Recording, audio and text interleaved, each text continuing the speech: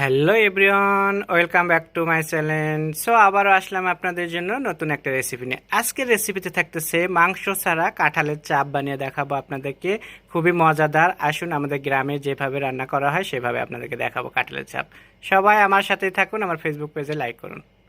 আসসালামু আলাইকুম, সবাই কেমন আছেন? আশা করি সবাই ভালো আছেন। স্বাদ ও স্বাদের গল্পের সাথে আবারও আসলাম আপনাদের জন্য নতুন রেসিপি নিয়ে। নতুন রেসিপিতে থাকতেছে আজকে কাঁচা কাঁঠাল মাছের মতো ভাজি করে দেখাবো আপনাদেরকে। আমি এটা মাঝে মাঝে করি, আর আমি কোনো সময়ে এক ধরনের রান্নাটা খুবই কম করি। আমি সব সময় কিন্তু একটু নতুনভাবে রান্না করি।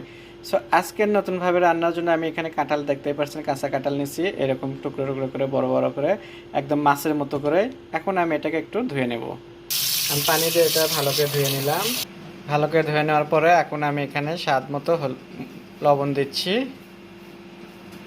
হাফ চা চামচ হলুদ পাউডার দিচ্ছি, 1 চা চামচ মরিচের গুঁড়ো দিচ্ছি, 1 চা চামচ আমি এখানে রসুন বাটা দিচ্ছি, 1 চা চামচ আদা বাটা। এখন আমি অল্প করে পানি দিয়ে দেব, দিয়ে এটাকে আমি এখন সেদ্ধ বসে দেব। এখন এটা আমি চুলোয় দিয়ে দিলাম, ঘুরে ধরে 5 মিনিট আমি এটাকে সেদ্ধ করে নেব।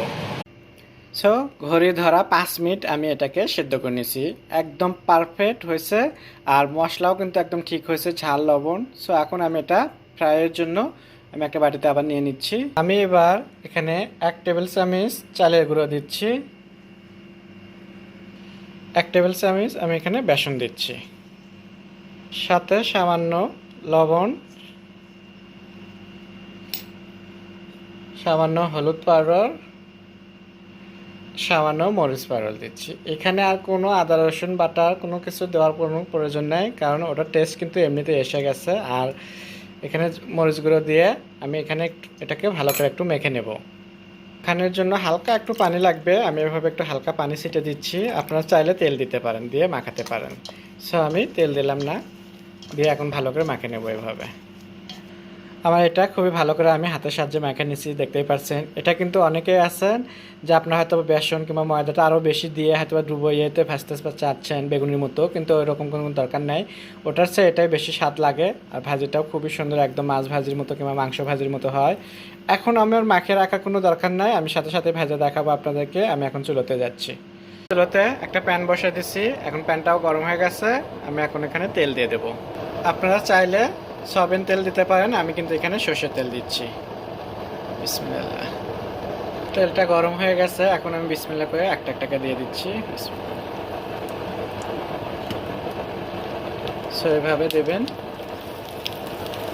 একসাথে আমি অনেকগুলো দিলাম, দেখতেই পাচ্ছেন কি সুন্দর একদম। এটাকে আমি উল্টে পাল্টে মজা করে ভাজবো।